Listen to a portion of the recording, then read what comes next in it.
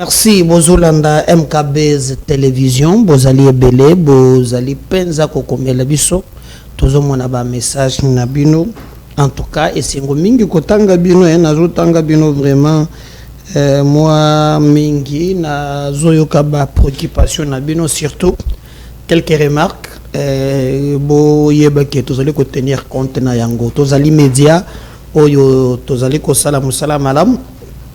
Ba éditorial Nabiso Mikolonion sur Tozali Kosala Yango, où nous dégageons notre analyse sur l'actualité qui se passe sur l'ensemble de la République démocratique du Congo. Des fois aussi, on part à l'international pour nous bêta du solo, Naoyo et Zali Koleka. N'oubliez pas que sur YouTube, Tozali P, na EPTV, Tozali, na Blue OTT, Tozali.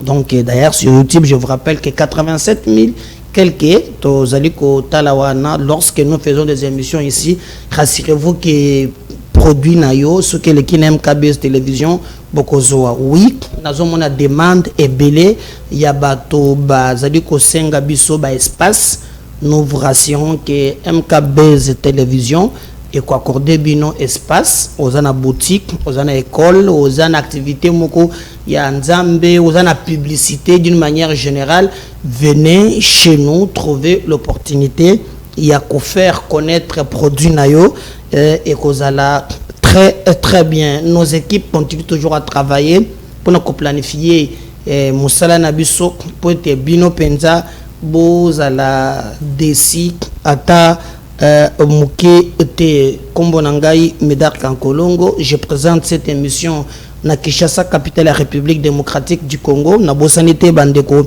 Bazo Landangaï na Brazzaville. Merci beaucoup. Bozana Pointe-Noire, merci. Vos messages P et Zali Komela Bisso, le Zali week-end, débat et Zali alimenté. Na sorti Oyo Tozui Joseph Kabila. Ce qui a kebité kwataï moine odon ekobanda donc le bilu nonoant ezasimanaye sadek bon tiko zo mukanu muko balobi Kabila Kabange Joseph akoki te kotambola l'espace ya sadek. Alors nous apprenons aussi que yep souple niwe moya ayebisi libota naye souple ni mwana nyo donc ce que fandi bazuye croé etalio moko oyazana boatu zo boatu oyazana ne zoa parce que makambo ezali kozala mabe. Selon les informations, il y a des éléments oyo clairs qui montrent clairement que Kabila Kabange Joseph azali derrière na nanga. Bon, tu sais qu'il avait si bien dit que l'AFC c'est nanga, mais tu regrettes comment l'AFC c'est nanga, mais lorsqu'on parle makambo il y a procès au ba condamné batuna à mort to moni vraiment ba tangi kombo ya Kabila ata Mouké était et d'ailleurs boyeba que il a été condamné à mort yé na bande naye nani Corneille Nanga Ebelu oyazali ancien président ya Seni tango ba condamné yé mbala moko Union européenne conglomérat des opportunistes na batu bazali na makambo ya mabe. Alors, je veux que Tolanda Félix Tshisekedi, ce qu'il a dit sur Corneille Nanga, ou bien on peut faire des peurs de Tolandi et Constant Moutamba sur condamnation. Il y a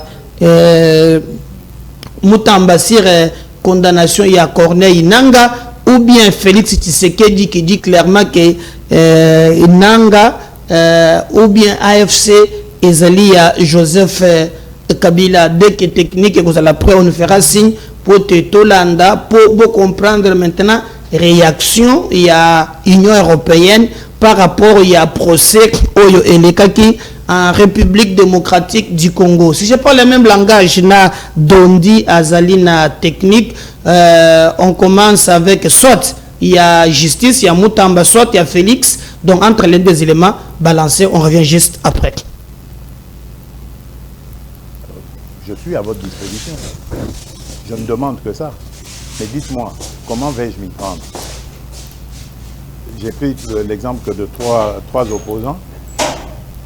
J'ai commencé par Martin Fayulu. Je dis, mais il n'a jamais reconnu le résultat des dernières élections. Comment est-ce qu'il acceptera ma main tendue? Moïse Katumbi était prêt à faire la même chose. Il avait même fait la même chose, mais grâce évidemment à la pression des siens. Il a accepté qu'il rentre dans les institutions, mais lui reste borderline. Joseph Kabila, n'en parlons pas. Lui, il a carrément boycotté les élections et prépare une insurrection, parce que l'AFC, c'est lui. Donc, dites-moi, je fais quoi? Je n'avais pas eu de réponse. Mais j'ai parlé d'autres qui sont plus conviviaux, plus participatifs. Et je rends ici, par exemple, hommage à quelqu'un comme Adolphe Muzito, et même un petit peu le docteur Mukwege aussi, qui malgré leur position d'opposants, qui font parfois de commentaires objectifs. Quand quelque chose va, ils applaudissent, ils sont contents. Le docteur Mukwege avait reçu une délégation du FONAREV encourageant, promettant de s'impliquer dans le combat du FONAREV, qui n'a rien à voir avec la politique. Ce sont nos victimes que nous voulons aider. Ce sont ces monstruosités.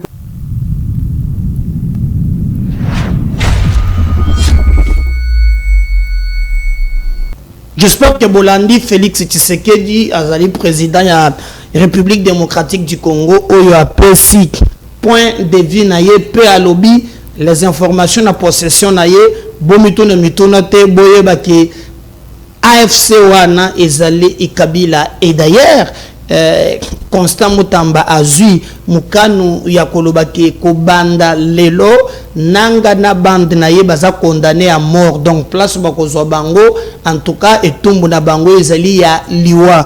Comme cela ne suffisait pas, Bamindele, Balobi, jamais. Waya, le lengeni bino na Congo, Bokoki Kobanda ko condamné batu ya mort. Balobi en tout cas na RDC moratoire moko ezali parce que condamné bateau à mort ezali ko kende contre ba principe ya droit de l'homme. Obi guerre moko bateau basakana kana biso ce que vous appelez Union européenne, ce que vous appelez communauté internationale. Comment bango bakoki koloba sans mâcher les mots? Kende batouana ezaba méthode ezobomaka koboma bato. Est-ce que bayebi chaque jour, hein? Ne le toujours que ma joie, donné un jour faut que l'anga ma joie. Autre la qui sabo un jour ya bana moko balenga katana mission musofo le langango. To la qui sa Union européenne. Atrocité oyo nanga na batunaye bazali ko imposer peuple congolais. Il y a des morts chaque jour. Via ba owana. Et ça n'a tina mon côté. Les lots vous vous opposez. Pour n'anil parce que selon Ndenge va condamner Nanga mort, l'Union européenne s'oppose. Mais n'attendez quand même peu CNDH, oh il y a Paul Sapou, Bango Bayabalébi, non. L'Union européenne a aussi condamnation, oh Ezali ya Liwa, il y a Nanga na Batonaye, et respecter le droit, il y a défense.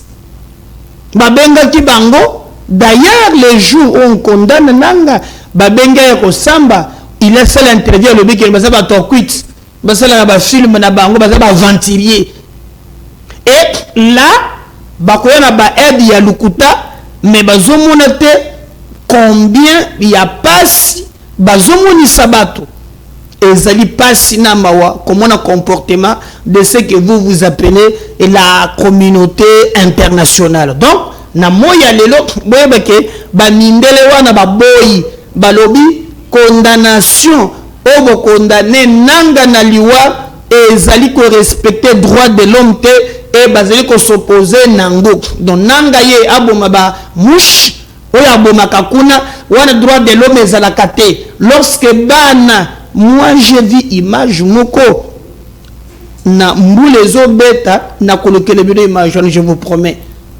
mbule zo beta siko mama mwana moko azolenga na kopo poto des histoires horribles qui fait soi-disant l'Union européenne et la communauté internationale. Au contraire, Mango bazali ko armé Kagame. Regardez ce qui s'est fait dernièrement na Pologne. Pologne a s'est déplacé, bah tu as autant, bah que comment na Kagame be solo na ye, pour ba pesa yo ba ko pesa. Eza pasina ma otoko ki kondima likambo ya ndenge wana ata mokolo mokoté. Alors les informations ezali ko la bisobo retenir que na niveau ya SADC les informations tezu ya couloir tango Tshisekedi alobaki que l'AFC de Nangala c'est Kabila boyi élection ma poninzela ya kosala insurrection contre la République. Il est allé comploter parce que l'histoire n'est que l'éternel recommencement. Accueille kozwa ba Rwandais pour baboma ba Congolais. Alors selon les informations maintenant ezali tango ba pays membre ya SADC ba constater qu'en réalité Kabila mutozo simawana balobi motata au lieu de la mabe hein tirangana jende la ngayani donc mutu na mutu azwa nzela na ye n'espace na biso ko nyatate. Je vous rappelle que Eric Nkuba oyo bakangi wana oyo a témoigné comment Kabila basalaki na banini bakangelaki ye na Tanzanie. C'est que ezali na place au babengi espace ya SADC. Alors la SADC apporte son soutien balobi te au salaki 19 ans tika pe démocratie etambola normal okoki koya lisusu te na moya lelo obanda ko s'intercaler. Bon, c'est pas pour la première fois ngana zongela ka toujours na maloba ya Yoweri Museveni qui avait accusé directement Kabila lui makambozo sala eza malamu te tika chance ya démocratie ezwa bato bazolo balelo retenez que Tshisekedi azwaki tank ya kosolola na bandeko wana et na premier mandat mobimba. Je vous rappelle que Kabila abandé kosala mafuba na ye ndenge esengeli na la fin aye kosala o ya sali o tozali koyoka lelo.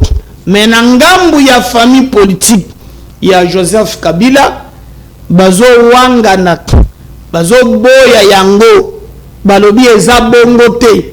Mais lorsque vous lisez entre les lignes au talibato ba rejoindre nanga okomona ezali kaka elle dire o tokolo vraiment batu ya Kabila lobi na sala ke mission nanga moko wa ralbon nanga yokaki lobi mais je ne comprends rien comment bako condamner batu à mort. Mais j'ai vu les Henri Magie et l'autre quelqu'un m'a dit oh non chaleur ozo tanga wana akomana membre ya FDC aza même na carte na ye. Est-ce que vous comprenez? Mais j'ai vu c'est papa elongine kangam o muntu akosambi sote peine de mort ezaka na elongi na ye peine capitale na lobi hein ba juriste bosunga ngai soki par exemple muntu akoteli hein o alinga sote mir ozana ba élément clair te ki alinga boma donc à peine de mort. Mais en entre-temps oyo ya bango eza confirmé que bango nde bazali ko activer AFC.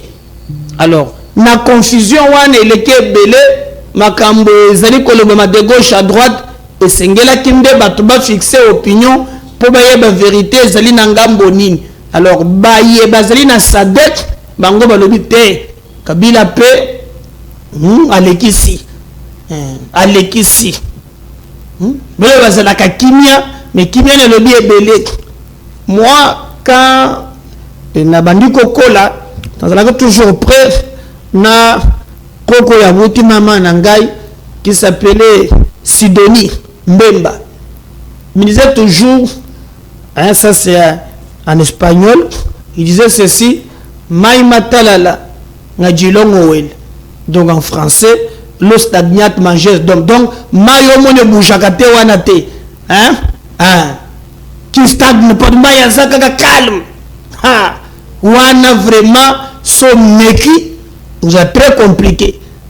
Alors Kabila no bakate malobaka na sose na FCND ka Tshisekedi ya lobimo. Si Tshisekedi qui a des informations, l'homme le plus informé lobi yo ko ya ndenge nini.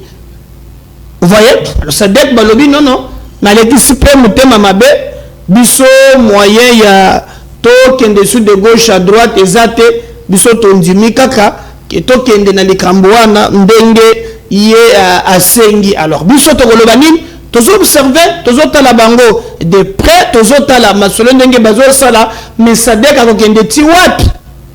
Mais pourquoi awa lors ya procès batikali ko organiser procès wana te? Hein? Pourquoi ba organiser yango te? Si et seulement si toza na logique wana. Alors mais Kabila pasa mayele agenata na CAC wana kena yet agenata na Kenya parce que bomoni na conflit ya Congo. Kenya c'est une position tu sais que a dit même que non makambo ne bebaki parce que président wana Kenya azwaki position pona Rwanda.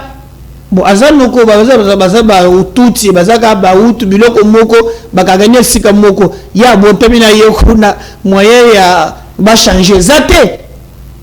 Mais si la SADC bazali solidaire na République démocratique du Congo mais ba pays wana ya est et AC wana musala na bango je crois ba couper ça y nini. Alors Joseph Kabila selon les informations il aurait demandé aussi même que na bato ya libota na ye ba iluka ndenge ya koyebana. Je vous rappelle que mikolo leka ki awa lipasa na ye Jeannette Kabila ba benga kaye si vous vous souvenez très bien ba yoka ye mbala liboso mbala ya mibale dossier wana lala kaka boyo totikala koyeba suite na yangote mususu oyo azalaka gouverneur ye amona na kate alobaka pete yana mitona mama Olivia zo vraiment aya caractère ya nani pose kama mama baba alobaka pete alanda chenaram. Alors si et seulement si ils a dans le sens que libota na bango balongwa awa donc nous vous donnerons encore des informations mais les informations tozi au couloir ba yebisi biso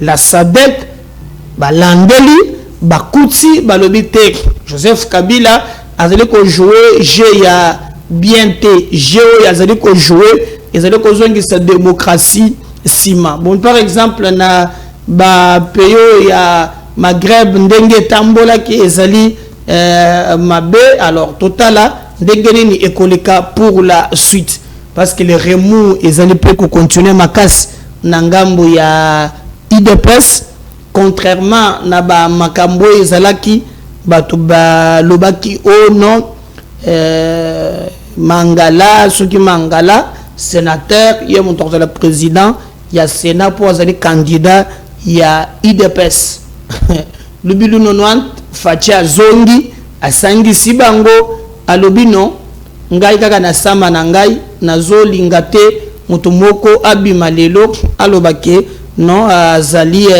ko sala likambo oyo ezali contraire. Donc pour nous ce qui nous intéresse ezali akoyeba mais bakokoma kuna ndenge nini bakoloba nini bakosala nini. En tout cas on va observer. Alors mécontentement wana ezali ya ba jeune belé entre autres o yazali initiative ya force du progrès hein parmi bato ba zakoni ezali Jekobea. Donc yepe a eu parole pour na ko sa position en tant que base ba combattant au CC au nom ya IDPS. Donc TV Radio T on va suivre d'abord Jeko Obea na Mayemaleki na élection et on va revenir maintenant après pour na pesa bino composition ya bureau to entamer pe dossier mususu à tout à l'heure TV Radio T. On revient juste si je parle le même langage na technique kuna na Dondi Dondi Mobutu. Donc azakuna soki après cet élément moi-même je vais revenir pour na continuer na bino émission ya lelo na MKBS télévision votre chaîne d'assurance. On suit ça, on revient juste après.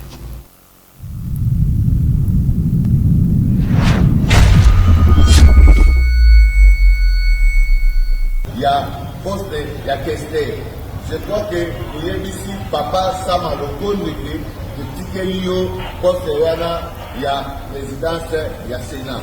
Donc Tikelio, le problème, le président de la République, Tata Mokozi, Alobi, Yokozwa, poste wana ya présidence ya Sénat, totika pe na poste ya questeur epai ya ndoko Ndeko Topeka Boko oyo azali wana.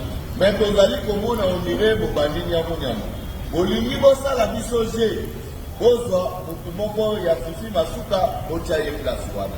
Tolobi ekosimba te. Toza na kanda tosi tolabuki biso tofongoli motema topesi papa Sama Lokonde eloko nini oyo IDPS apesi yo te. Eloko nini oyo IDPS apesi yo te. IDPS apesi yo nyonso ata yo moko.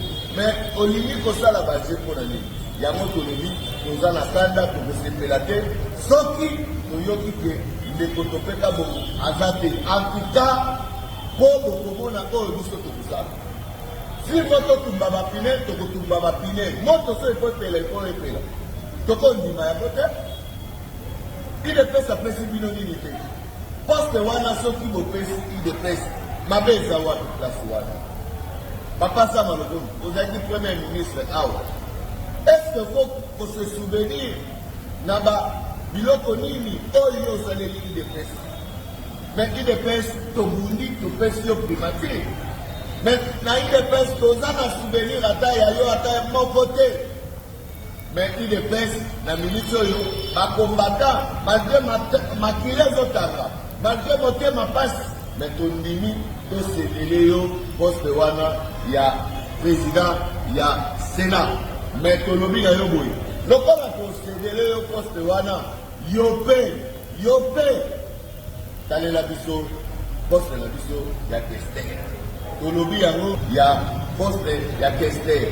Je crois que ici papa Sama Lokonde totikeli yo poste wana ya présidence ya Sénat. Totikeli yo toboyi problème ndenge président de la République Tata Mokonzi alobi yo ozwa poste wana ya présidence ya Sénat totika pe na poste ya questeur epai ya Ndeko Topeka Boko oyo azali wana. Mais tozali komona ondire bobandi nyamonyama. Bolingi bosala biso je bozwa motu moko ya Fifi Masuka botia ye place wana. Tolobi ekosimba te. Toza na kanda tosi tolabuki biso tofongoli motema topesi papa Sama Lokonde eloko nini oyo IDPS apesi yo te. Eloko nini oyo IDPS apesi yo te. IDPS apesi yo nyonso ata yo moko. Mais olingi kosala baje mpona nini? Yango tolobi toza na kanda tokosepela te soki toyoki ke Ndeko Topeka Boko aza te. En tout cas po bokomona oyo biso tokosala. Si moto tumba bapine tokotumba bapine. Moto so ifo pela. Toko ndima ya kote. IDPS apesi bino nini te. Poste wana soki bopesi IDPS mabeza wapi place wana. Papa Sama Lokonde, ozaki premier ministre awa. Est-ce que vous se souvenir naba biloko nini oyo ozaleli IDPS. Mais IDPS tobundi topesi yo primature. Mais na IDPS toza na souvenir ata ya yo ata moko te. Mais IDPS na militio yo bakombata malgré makile zotanga malgré motema pasi. Mais tondimi tosedele yo poste wana ya président ya Sénat. Mais tolobi na yo boye lokola tosedele yo poste wana yo pe talela biso poste na biso ya questeur. Tolobi yango ya poste ya questeur. Je crois que ici papa Sama Lokonde totikeli yo poste wana ya présidence ya Sénat. Totikeli yo toboyi problème ndenge président de la République Tata Mokonzi alobi yo ozwa poste wana ya présidence ya Sénat totika pe na poste ya questeur epai ya Ndeko Topeka Boko oyo azali wana. Mais tozali komona ondire bobandi nyamonyama. Bolingi bosala biso je bozwa motu moko ya Fifi Masuka botia ye place wana. Tolobi ekosimba te. Toza na kanda tosi tolabuki biso tofongoli motema topesi papa Sama Lokonde eloko nini oyo IDPS apesi yo te, eloko nini oyo IDPS apesi yo te. IDPS apesi yo nyonso ata yo moko, mais olingi kosala baje mpona nini? Yango tolobi toza na kanda tokosepela te soki toyoki ke ndeko topeka bongo aza te. En tout cas po bokomona oyo biso tokosala siko totumba bapine tokotumba bapine moto so ekotela ekoepela tokondima yango te. IDPS apesi bino nini te? Poste wana soki bopesi IDPS mabe eza wapi?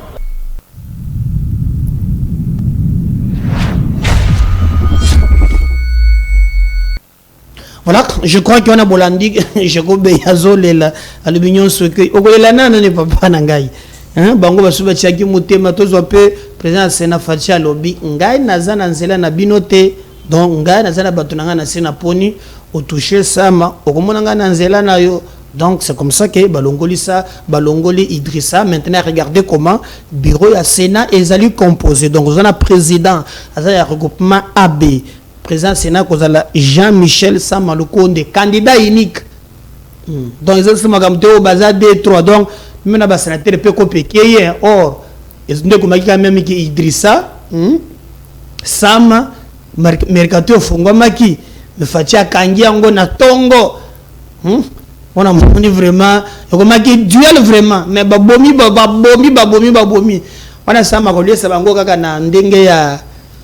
Ya ndengeza ya camaraderie, mais ceux qui pensa ils ont deux candidats. Bolingi boka moi boki rapport ya Bloomberg, hein balilar tout ya carte d'identité tcho balie yango sokona na lie yango botuna mutuna. Premier vice-président na Sénat ndenge ki ezali Kalala José yaza ya avec.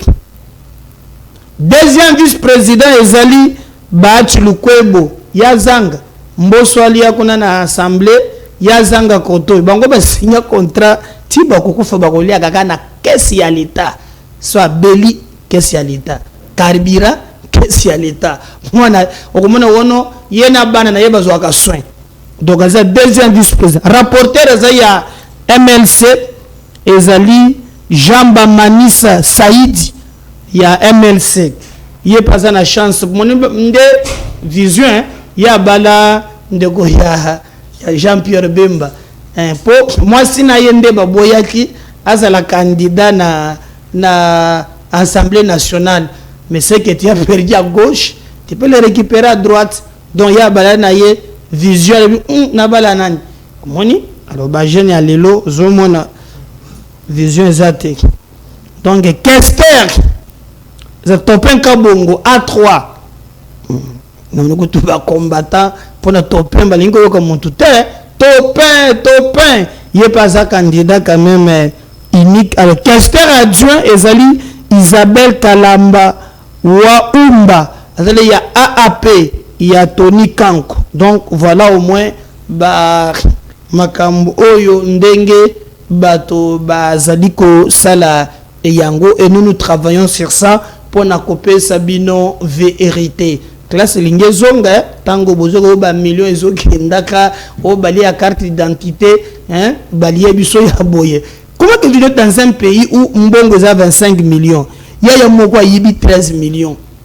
Alors balobi au congolais beso ba identité bango ba boyi bali mbongo ya carte d'identité na noko to muntu moko azalaka na ngo kaka yemo eza papier po hein kayo muntu zana mbonyo so basi balié mais ba enseignant bango batambola kaka on est père moko boya kangi mini na mutu. Donc des individus se partagent l'argent tala loba papa bakoyoka wana combien o tcheko na papier 500 ozolango wapi botala benseignant tango lampadaire zokendaka metala ba forma ka batu nde bazolela na nzela mawa TV za radio te on suit ça.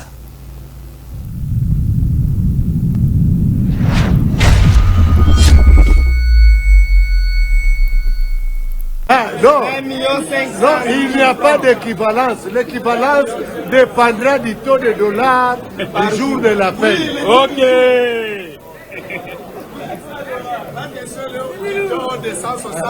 Non, taux du jour. nous déclarons 500 $ ou rien. Il n'y en a aucun, il n'y en a pas rien. Rien contre rien, 500 $ contre 500 $. Nous sommes très clairs. La rentrée scolaire. Oui. Si les taux arrivent à 10 000 $ contre la rentrée scolaire. Si les taux arrivent à 10 000, 500 $ au taux de 10 000. Voilà. Si c'est 20 000, 20 000. Nous ne sommes plus des chiens.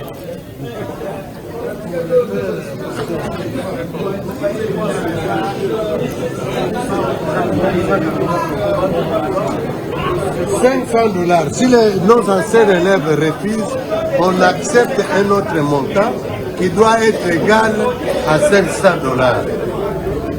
Sans les 500 $, pas de rentrée scolaire. Vous avez dit quoi? Sans les 500 $, pas de rentrée scolaire. Vous promettez, nous vous promettons la rentrée. Vous donnez, nous vous donnons la rentrée.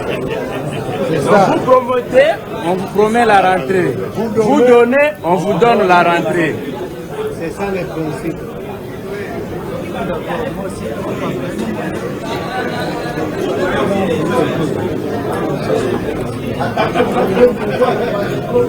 $500 égale rentrée scolaire 2024-2025. Promesse égale promesse.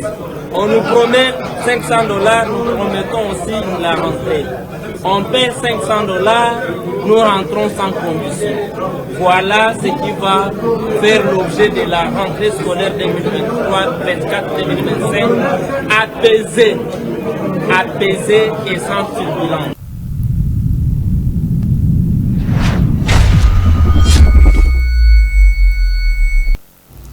Bolandi asina lela kakaka.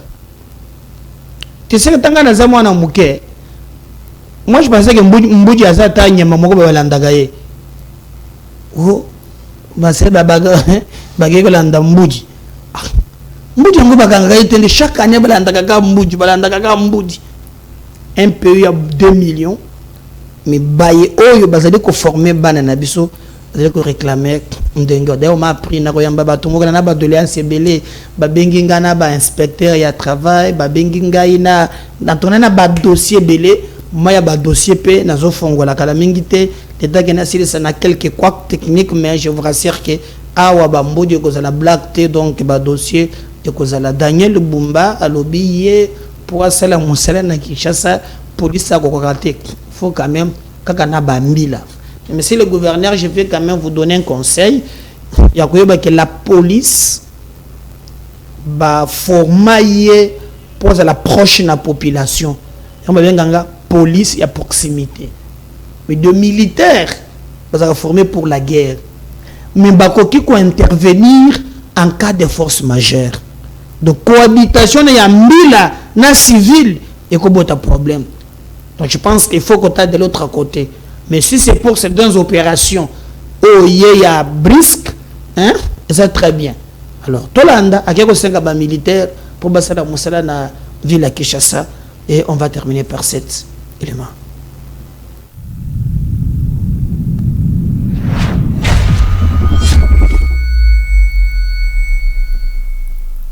Bon, cette démarche était une séance de travail, premièrement pour que nous fassions de civilité mutuelle et de félicitations avec Bernard Chiwewe, que je connais depuis bien longtemps, quand j'étais encore au niveau de la présidence.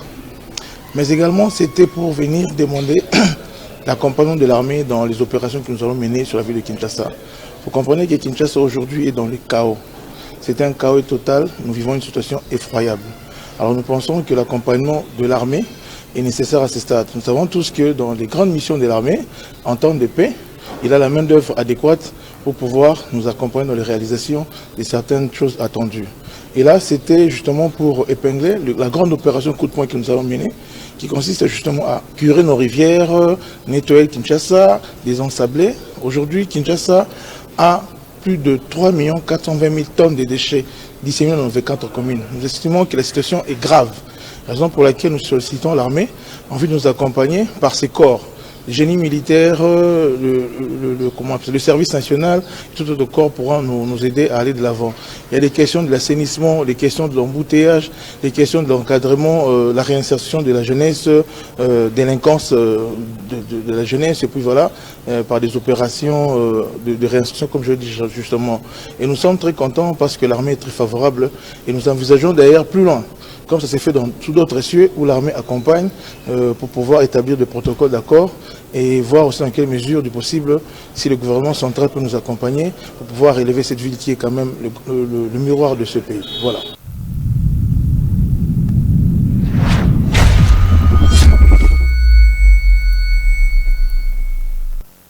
Merci. Merci Ndenge Bolandi Bisso, je crois Bolandi gouverneur, Tozo Zela. Je rappelle au gouverneur que Kalate Mboulezo Beta, Atala Balabala, il y a d'abord Sozui Kabinda.